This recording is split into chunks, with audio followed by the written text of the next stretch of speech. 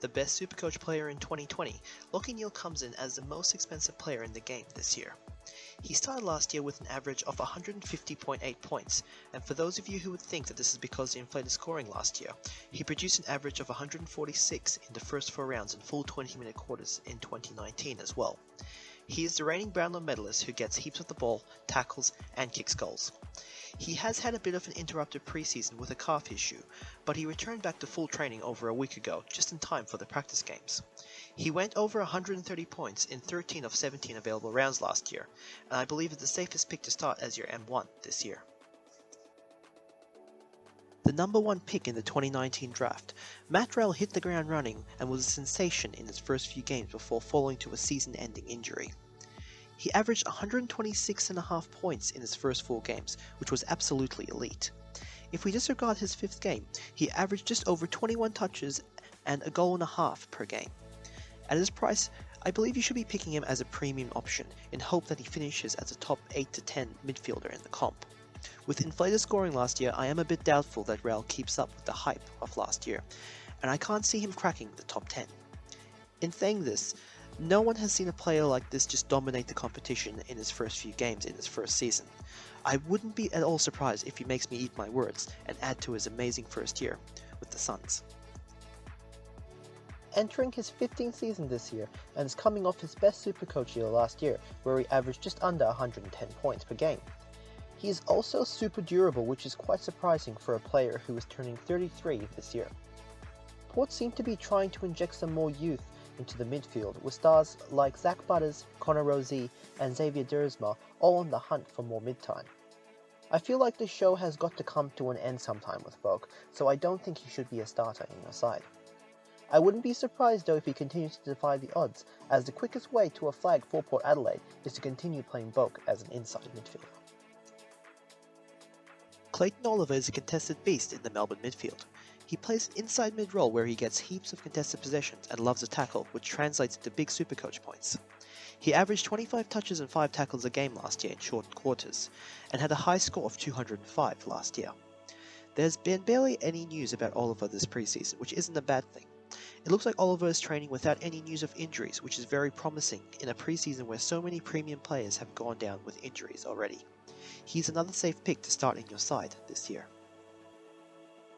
A player who hasn't averaged below 26 touches a game since 2015, Mcrae has been the leader in the Crows midfield over the last few seasons. He kind of snuck under the radar last year where he posted a nice average of 110.7 after coming off 2 down years where he went sub 104. He is someone to keep an eye on throughout the season, but I don't think he should be starting in your side. He's coming off a hip surgery this offseason, which has impacted most of his preseason. The Crows are still hopeful that he gets up for the preseason games in March and continues straight through to round 1. I think the Crouch is a wait-and-see player this year, and might be worth picking up later in the year as he tends to finish the season off stronger than what he starts. Marcus Bontempelli has gone on record this preseason, saying that he has been focused a lot more on his forward craft and expects to spend a lot more time playing as a deep forward this year. With the acquisition of Adam Trullo and the retention of Josh Dunkley, I really don't like Bontempelli to start in your side this year. I expect to see his average drop off a bit, but the Bont is the type of player to score well regardless of where he plays, and Champion Data seem to absolutely love him. He finished the year averaging 126 points in his last 5 games, and even had a high score of 199 points in round 12. In saying this, his price dropped to around 513k last year, and I expect that we can pick him up later in the year for around 530,000 to 550k mark, around the buys.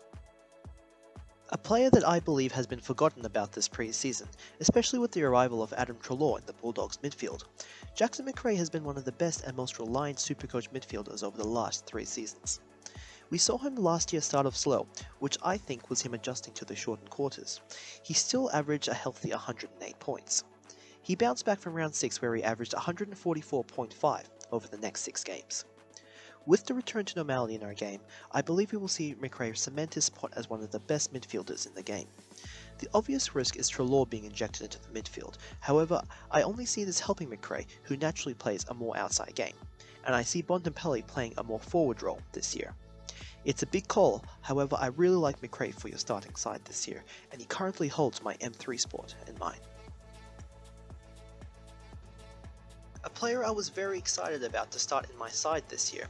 He comes into this year as a key inside midfielder in the Pies lineup since the departure of Trullo to the Dogs.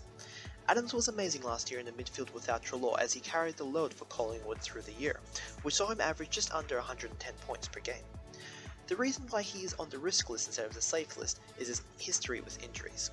He was training very well this preseason but suffered a hamstring injury, which leaves him racing against the clock to prove his fitness for round 1.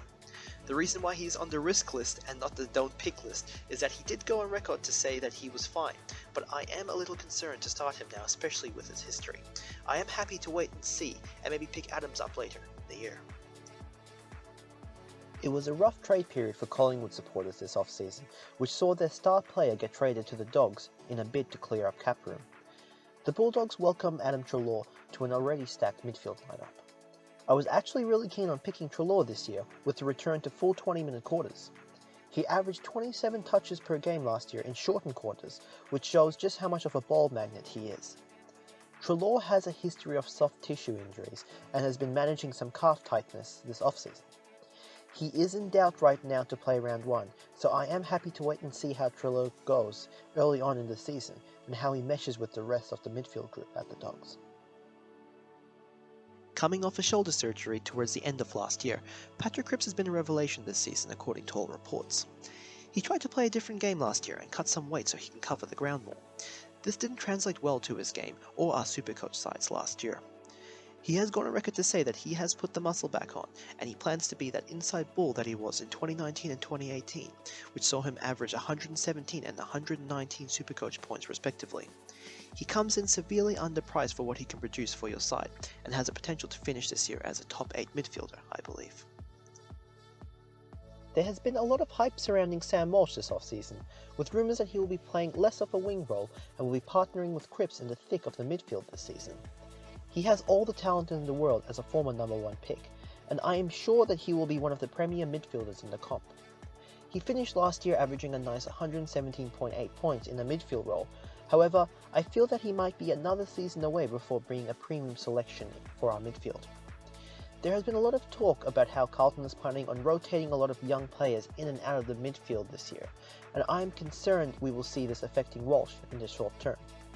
With Cripps coming in similarly priced, I think you have to pick him over Walsh. However, I wouldn't be surprised to see Walsh pick right back up where he left off last season. Josh Kelly is an elite midfielder for the GWS Giants. His one and most notable downfall is his durability and his incapability of playing a full season, which is detrimental to our Supercoach sides. There is no doubt that when he plays, he will give you monster scores, but I really dislike picking players who are notoriously known for missing games. He hasn't played a full season since 2017. Reports suggest that he has completed a full preseason this year, which has got a lot of people excited about his prospects for 2021. I do want to highlight that I'm pretty sure he completed a full preseason last year, but he did fall to injury eventually. For these reasons, I am hesitant to start Josh Kelly, let alone pick him up at all this year. I would love to see him play out a full season and hope that he does, as he is a great foot forward to watch when he is on. Our Supercoach trades are valuable, and you could almost go in expecting to waste one with trading Josh Kelly out should he miss games due to injury or even he gets rested. Christian Petraka finally became a star of the competition and our Supercoach sides when he broke out and averaged 117.5 last year. With another full preseason, I think Petraka can get even better this year.